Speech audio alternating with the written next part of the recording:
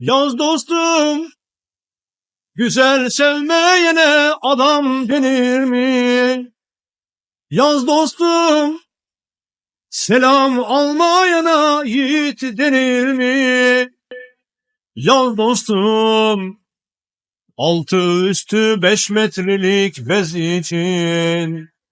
Yaz dostum, boşa geçmiş ömre yaşam denir mi?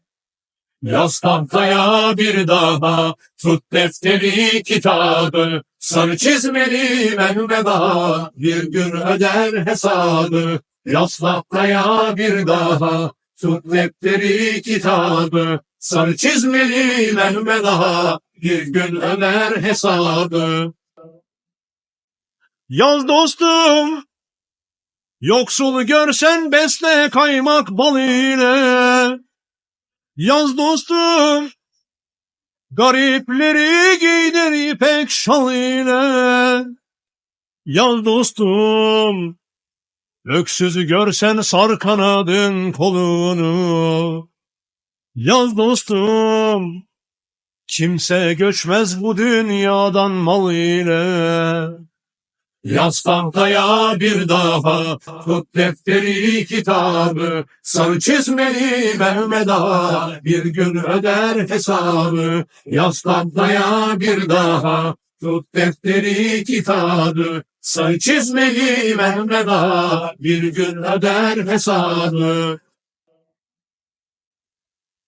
Yaz dostum, barış söylerken de bir ders alır mı? Yaz dostum, su üstüne yazı yazsan kalır mı? Yaz dostum, bir dünya ki haklı haksız karışmış. Yaz dostum, boşa koysan dolmaz dolusu alır mı?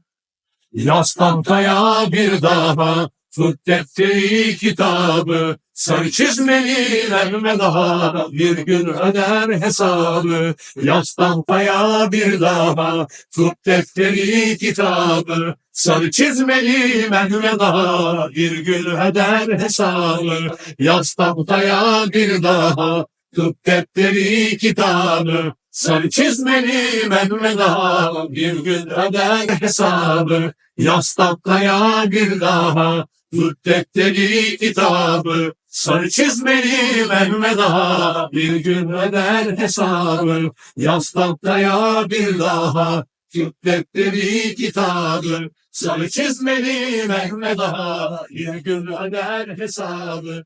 Yaz tahtaya bir daha, tut defteri kitabı, sarı çizmeli